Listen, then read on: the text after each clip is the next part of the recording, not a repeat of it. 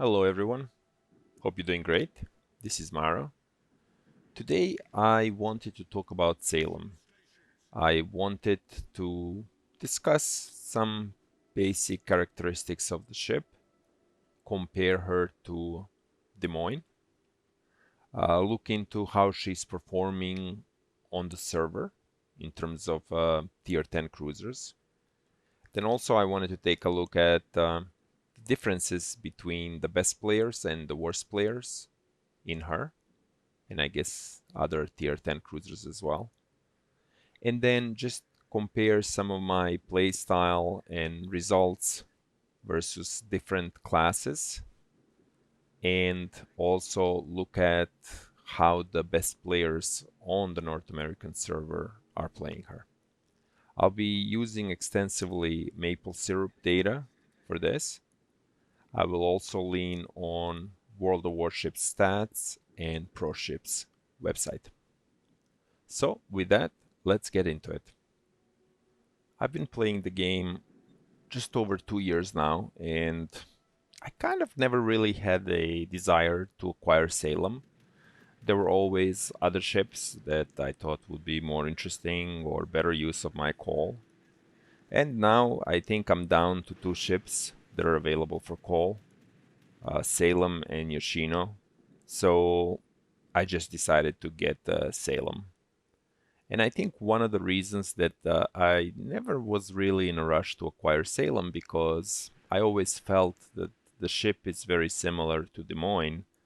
I've already played Des Moines, so I didn't really know what can this ship bring to that experience to make it any different. But now, given that, I guess I have all the call that I need, I decided to get the ship and play her. So comparing her to Des Moines, first, looking at the main battery, they both have same guns, 9 8-inch guns, range 15.83k in terms of reload time, and these are all stats without any modules, captain skills. 5.5 seconds, turn time 30 seconds for 180 degrees. Sigma same, maximum dispersions the same. Dpm again the same, 275,000. The shell velocity 823 meters a second. It's pretty slow in both cases, and you have these long arcing shells that make it hard to hit targets at distance. I think another thing to keep in mind here is the range. 15.8k range. It's not really that far, right? The Russian cruisers, maybe even some German ones, you're looking at 17, 18 kilometers. And obviously, the further away you are, the safer it is for you to shoot, especially at the battleships. Because once you get closer, it gets very tricky, right? Because either you have to try to dodge, or in these types of cruisers, what's really recommended is hide behind an island or behind a rock and use others to spot for you. AP Shell Dpm, it's pretty impressive, 490,000. The shell speed is 762 meters per second, so it's even slower than HE. And I think when you compare it to the other ships in the class, you can see that these shell velocities are pretty low for the class. So makes it hard to reach out and touch ships at long ranges. Both Salem and Des Moines benefit from the improved US cruiser AP pen. In terms of AA defense, again, pretty much the same. The long range, same. In terms of flak, the same. Medium range AA, the same. I think the only difference is that Des Moines has near AA, which is a very small aura. It's maybe 10 or 15% of the overall AA, so not really impressive. I guess where Salem comes on top is the fact that Salem has DFAA, and it really has no choice but to equip it. And in case of Des Moines, you can choose between DFAA and Hydro. So what I found is when I play Salem, I'm not really attacked that often by planes because I always have my DFAA. And, it's not a stopping power AA, but it's AA that does cause some damage, and especially in matches with the tier 8 CVs, I felt good enough about my AA. So that was a plus. In terms of hit points, out of the box, Salem is 49,700, just slightly behind Des Moines at 50,600. But the thing that Salem has that others don't is the heal. She has super heal, and it recuperates out of the box 40% of the health pool, and you have 3 charges. With the superintendent you can get that to 4. So when you compare her to all other tier 10 cruisers, she really comes out on top. The problem with her heal is, unfortunately, you heal 33% of sit and 50% of everything else.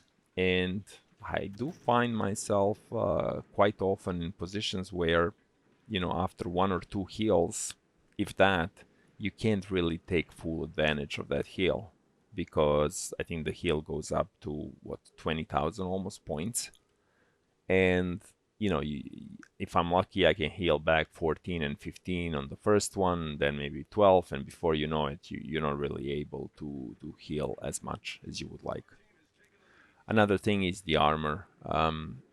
It has 27 millimeter bow and stern, which is the same as Des Moines, but the issue, I guess, for both ships is that on the sides, it has a 30 millimeter strip going between bow and stern. Before, in the game, when you didn't have as many ships that had guns above 16 inches, you could use that to bounce a lot of shells. You can't do that anymore. I mean, if you look at the number of the battleships that are in the game now at the tier 10 that have main guns above 16 inches, it's a long list.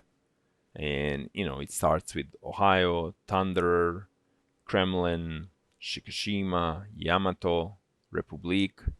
So quite a few ships can overmatch your side. So it makes it hard again to take full advantage of those heals and the hit points. Rudder shift is something that Salem and Des Moines do pretty well. 8.6 seconds, it's pretty good, especially in comparison to most of the other cruisers, which are in 10 and 11 and 12-second range. And then with the modules, you can really improve on that. So together with that rudder shift, you also have turning circle that's pretty decent, 770 meters. It's not great. If it was 740 or 680, right, it would be even better. But it's decent enough that with the fast rudder shift, you can make the ship pretty maneuverable. But I think this is one area where Des Moines really comes out on top, right? With the unique upgrade, you're really able to take advantage of that to the full extent to dodge a lot of shells that are aimed at you. Not to mention, surprise, unsuspecting destroyers when you accelerate behind an island. I think another thing where Salem gets shortchanged in comparison to Des Moines is the radar. Salem gets 8.5 kilometer radar versus 10 kilometers for Des Moines. And, while it doesn't seem like that big of a difference, it is. Because right now, Russian cruisers, right, they get 12K radar. And then even the 10K standard radar doesn't really seem that long. And I think once you come down to 8.5, you really, I think you're below Worcester, 9K. You're talking almost, small on the radar, 7.5K. And with the concealment on the ship, which again, out of the box is not bad, it's 13.4 kilometers, it's still very hard to effectively use that radar to spot for your team unless you're on the map that has a smaller cap to begin with, or there are obstacles, islands, rocks where you can hide and use to sneak up on an unsuspecting destroyer. Otherwise, you have limited potential to be able to use the radar and spot for your team easily, or even cover the entirety of the cap. And I think all of these changes are to make up for Salem's heal. But I think in some ways you start to feel them, right? The radar is just one characteristic. So when you look at Des Moines and Salem as they are now, you could probably argue, well, they're kind of the same. If you prefer the radar, you would go with Des Moines. If you prefer the heal, you would go with Salem. I think the issue is with Des Moines, you are in a position to get Des Moines' unique upgrade. And I think with that unique upgrade and the longer radar, I think Des Moines starts to take the edge over Salem. And I think the heal that you potentially may be able to use up on occasion, it doesn't necessarily make up for that difference. So I would, in my opinion, I think Des Moines actually comes ahead in that context over Salem. Now, with this heal, one-on-one cruiser matches, you're always glad to take those on with your HE shells, your high rate of fire. You know you'll be able to whittle them down and then heal. So that's a plus. But in the game overall, I think Des Moines comes out on top. So Salem remains unpopular. I mean, if you look at her in terms of players that played her during the fourth quarter, she is just ahead of Stalingrad. Stalingrad is a steel ship that's been around for a while, but coal is a currency that's easier to get. And then if you look at Yoshino, which is slightly more expensive and also available for coal, a lot more players played her than Salem. And when you take a look at the winning percentage during the fourth quarter, I mean, Salem is third from the bottom. Now, the good news is, if you're a Salem owner, Yoshino's doing worst. But Salem is not far behind. Now, these are always somewhat tricky because I think the player base has a lot to do with these. How many good players are playing these ships and how many battles they have in these ships. So it tends to be somewhat misleading. But nevertheless, in general, I guess what you can expect is when you have a Salem in a match that you have, a ship that on average doesn't do as well. So then when you move on from looking at the winning percentage to damage, again, Salem suffers. And it's almost in the same boat as Des Moines, right? The difference is not really that much, but Worcester is the worst. And then, of course, on the top you have Goliath, Stalingrad, Venezia. Another thing to mention here is just that the US cruisers have been around for a while and they don't necessarily compare well anymore. Potential damage. So Salem and Des Moines are right next to each other. Salem does have a little bit more, but if you think about the health disparity between Salem and Des Moines, once you account for heals, the fact that Salem dies pretty much right after Des Moines is not something you would necessarily expect. You would have expected Salem to be able to absorb more of that damage. And I think here it comes into effect the armor structure of the ship and also the fact that yes, you have these heals, but you're unable to use all of them. And you run into this difficulty where you're out, or the opposing team is able to take you out, or you're dead, or you die pretty quickly. Now, if you were like a super cruiser with a heal like this, it would be a different story because in that case, right, you would have maybe the armor and ability to withstand this damage and then heal a lot more fire damage. But here it's not necessarily fire damage that you're absorbing, it's damage that's chipping away at you and you can only replace so much of it, and after first one or two heals, you're pretty much out. And then coupled with that, you get this in terms of survivability. Salem is dead last, just Des Moines ahead. So you have a cruiser that has the largest hit point pool once you account for heals, but then you have a ship that basically is out right away, or pretty quickly. It doesn't necessarily survive a lot of battles. I guess it's a better way to say that. And Des Moines actually outlasts Salem. At least it did. At least she did in the fourth quarter. And I wonder how much that has to do with the fact that the players just think you have this inherent advantage and you can be a little more aggressive and I'll be just able to heal the damage when actually no, you have to be super careful in the ship despite this huge heal, which is somewhat misleading, especially if you're locked in the battles where your ability to evade or withdraw or escape are not there. The last thing I would mention here is in terms of accuracy, Salem is doing okay. It's around middle of the table, not as bad as Colbert and Wooster, and not as good as the Russians' super railguns. But I think that speaks to the fact also the distance and type of targets that you engage. Because if you start to, go further away, your ability to hit your target is going to come down, given the nature of Salem's shells. Obviously, the closer you are, the better it is. But then, as we saw, that doesn't necessarily do wonders for your survivability. So in all, the ship is an interesting mix of high DPM, good fire starter, somewhat limited range, good potential health pool that unfortunately in day-to-day battle doesn't last long. If anything, it's gone pretty fast, and amongst the earliest at least was in this quarter.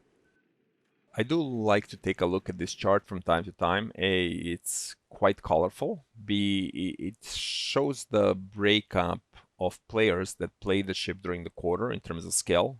And this is maple syrup data, 65% plus win for B, 55-64, and so on. And then you can see that some of these ships with better winning ratios have a lot of good players that have played the ship. Stalingrad, Plymouth, Petro. And of course, our poor Salem is dead last. Now, maybe a good thing for Salem here is there are a lot of Class C players, meaning average players that have been playing her. And the proportion of, the players with minimum win percentages is not as high as in some other cases, like Yoshino, for example. The other piece that's important is not just the players, but actually how many battles they had in the ship. And again, this is by how good they are. And here you can see Plymouth and Stalingrad. I mean, a lot of good players played a lot of battles, making these ships appear to be even better in terms of win percentage than some other ones. For Salem, you kind of have to go fourth from the bottom. Yoshino, again, not that many great players that are playing her. A lot of players of skill that are not so good are playing her, and I think that's partially the reason why Yoshino's not doing so well. Something to keep in mind. I think another thing that I'm interested in looking at is not just how the ship does, but how do populations of good players and not so good players compare across the ships. And my thinking here is that the bigger the difference, the harder it is for players that are not so good to catch up with good players. And then again, the smaller the difference, the less that area matters, because it seems most of the players are able to manage that area pretty well. One area that tends to be pretty consistent is the win difference. So here, for example, Salem players, the better players, Class A, win 165% more than Class C, the players with the least wins. But here the difference is not that much from ship to ship. From Petro to Puerto Rico, I mean, it's 20% differential. Some other areas, the difference is a lot more. So when it comes to winning, it's kind of equally hard across all the ships, right? To move from least winning to the most winning. And I think that kind of held when I looked at the tier 10 destroyers as well. Now here that changes a little bit. This has to do with dealing damage. And here Salem, together with Mino and Des Moines, appears to be one where there is the largest difference between Class C and Class A. While, for example, Goliath and Venezia is less, which means in those two ships, even worse players are doing relatively well in comparison to the best players, which would suggest that it's easier to do damage in those ships. I think another thing that's interesting here is how this compares with destroyers. So I think in destroyers we saw some of these differences be 120, 110%, which again, it means that when it comes to class comparison, destroyers would be a class where it's harder for not so good players to catch up with great players than cruisers. To me, it's always interesting to take a look at the potential damage difference and how small it is. I mean, doesn't matter how good of a player you are, you pretty much are going to tank about the same amount of damage on average as a class, and the differences are small.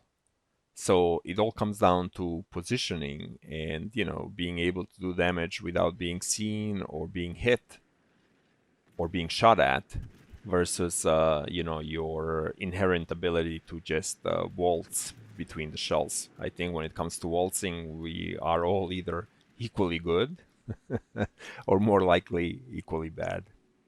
So this is an area that a lot of players are struggling in, and that's surviving. Because you can see the differences now start to increase, and you have 120% basically Class A versus Class E versus Venezia or Petra, which means it's easier to survive in those ships as a not such a good player, or at least your survival rate is close to the best player in comparison to Salem, Minnow, Des Moines. It's kind of interesting to see Stalingrad there as well, because I guess there is a skill that's also required to play Stalingrad and not just having the ship. Who would have thought that? Accuracy is another interesting one. We all spent so much time focusing on it, but it didn't really matter that much when it came to destroyers, which maybe it's reasonable and understandable because the engagements are shorter range. But here, now they're starting to get longer in a cruiser, and again, the difference between the best and the worst, not so big. I think this is something that I've been also struggling in capturing bases in Salem, depending especially on what build. The difference is a little more substantial. 100%, 106, not as small as 10, 20, 30%, like when it comes to accuracy and potential damage. Now, base defense, it's less, right? Because it's easier to get those points. All you need to do is be able to hit a target that's capping. And if it's a destroyer, okay, maybe harder, but if it's a cruiser or a battleship, it may be easier. And once again, the most important aspect of the game is kill or destroy the ship and survive. And kill to that ratio here really testifies to that, saying, yes, it's pretty hard from Puerto Rico to Petro all the way up to Mino. Good players do this much better than the players that are not so good, and everybody should focus on being able to finish off ships and surviving. And maybe surviving should be first, especially in the beginning of the game. Taking all this data in terms of, well, how does the ship compare to other ships, which then maybe drives how you play the ship. I tried to play Salem in two different ways. One was more of a standard Des Moines way of focusing on concealment, trying to use these radars, trying to get closer to caps, go behind the islands and look for ways to do damage. And when I take a look at how well I did, I can see that I didn't do so well. So, for example, I did 16 games in this build. I got a 50% win ratio. I got around 63, 64,000 in damage. In terms of ships destroyed, just around 0.7. And I think most of these stats pretty much get me into Class C, which is, I guess, the average player, 45 to 54. Now, base captures remain a problem, a lot more than base defense. It's something that, again, I did not dare do as much or didn't think to do as much, and something that I try to improve on later on. In terms of survival, again, I guess just the way that I play this game tends to be a little more cautious. And I mean, you look at my survival rate, 44%. That's basically Class A. So I am surviving Class A, but everything else that I do is average. So maybe the fact that I survive as much as I do, it improves some of those stats because it gives me more time. So it makes me look slightly better. But if anything, I should maybe focus a little more on dying. Now, I don't mean just dying for nothing, but being a little more aggressive in my play. Kill to death 1.2. It gets me to, class B here, but it gets me again class B because of the higher survival rate, not necessarily the ship destroyed rate, because that's kind of average. Potential damage, pretty low, just under a million. And I guess then that goes together with my survival rate and, not capping as much. Again, not doing as much as I could.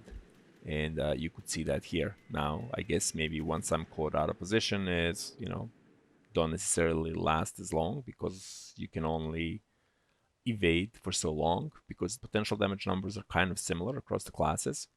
And then you have spotting damage, which is all pretty much the same. And accuracy, again, mine 38%. It's pretty good. It gets me almost to class A. And again, here, my range is 15.8. You try to get a little closer, hide behind the islands, and so on. But then I wanted to see if I can take advantage of the ship and have a build that's more focused on maneuverability. So I don't use the concealment in slot 5. I actually use extra maneuverability. And then I go for the range mode in slot 6 versus rate of fire. And the results are below. And it was very interesting to me that I actually did better in this HE spam build. Okay, my win rate actually was a little worse in the 15 games I played. But in terms of experience, I got another, 10, 12% improvement. In terms of damage, I got closer to 100,000. And now this is again, I'm shooting now from 17, 18K, dodging a lot more. And I think you can see in my potential damage number now. The potential damage number is 1.5 mil. Because, even for battleships, it's much harder to hit me. And if they hit me, I do have heals and I'm able to recover some of that. Obviously, my accuracy suffers. And as you can see, it's down to 28%. So it's much harder to hit the target. My survival rate has increased a lot, 67%. I guess the further I am, even my base defense, right? Because later in the game, further away, I'm not as afraid to really try and hit the ships that are capping on the opposing team. Strangely enough, somehow base capture also improved, which is kind of strange. But again, that must have been later in the game, really, not because of anything else. And then ships destroyed are also higher.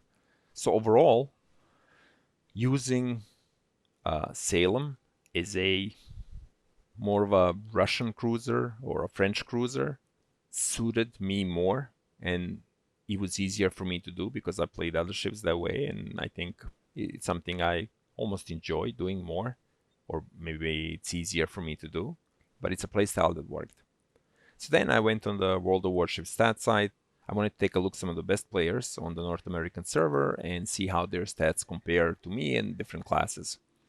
So I found Dolphin Prince, who had the highest win rate, 83%, and he played over 260 games. So that's quite a lot of games. And you take a look at that damage, 131,000. You look at that accuracy, 43%. Potential damage, 1.1 million. You look at survival, 61%. Base capture, 11. So ships destroyed, 1.7. So obviously this player does a very good job of doing a lot of damage. I would imagine that he is relatively close, and I guess if I had to guess, maybe he doesn't necessarily play the HE spam, but maybe gets closer, because 43% it's pretty high. And then in terms of, I guess, potential damage as well, right? If he was doing a lot more dodging, that number would be higher than where it is. But nevertheless, he's able to base cap, he's able to cap more, and he's able to do a lot more damage. And then I also wanted to take a look at another player that had, I think, the highest damage. I just wanted to see if some of the players are actually doing this HE spammer build. And the damage for this player was 165,000. Underline Polka. Win rate still very high, 70%, 80 games. Survival rate, again, pretty high, close to 60%. Potential damage, slightly higher, 1.4 million. So I thought that if I take a look at those two things, perhaps there is a lot more farming going on. But then I take a look at the accuracy, and that was pretty high, which again made me think that maybe the HE spammer build that I was using is not necessarily what this player is using either. It's just that maybe he's somehow playing it more closely, because to me it's just very hard to think that the accuracy ratio could be that high. Now, I mean, I take a look at difference between my and 43% at the HE build, and it's almost 50% difference. In any case, I am more comfortable the way I played her as a HE spammer, but I'm not necessarily sure that that's actually what the best players do here. If anything, it seems that maybe traditional build is something that's more used, especially if you're comfortable with doing that. And I have not gone back to the traditional build to see if maybe after playing 30 or so games in the ship, if I'm able to be a little more aggressive and engage enemies at 14 and 15k. Because in a lot of places, even with the build I had, I would engage at shorter ranges. Now I would get extra maneuverability and go left, go right faster, even if the range was 13 or 14 or 15k only. But then again, I guess my accuracy ratio should have improved. So with that, I think we come to the end of this video. I'd like to thank you for your patience. I know there were quite a few charts here and a lot of ground covered. Salem is a ship that's doesn't appear to be very loved, and it's an old premium ship that's been around for a while. Would I recommend that you get the ship if you already have Des Moines with or without the unique upgrade? Not really sure. I don't think that I necessarily experienced a very different playstyle difference between the Salem and Des Moines. Now, Des Moines I play in a more traditional way as Salem, and I have to say that this playstyle I kind of preferred more. Now, again, Salem doesn't necessarily have everything to make this playstyle HE spammer from distance good, right? Because of the slow shells and they just take a while to get there. But as a player, it was a more enjoyable one for me. So I hope this was helpful. If it was, please don't forget to hit the like button and subscribe. I wish you the best of luck on the high seas. Maro, out.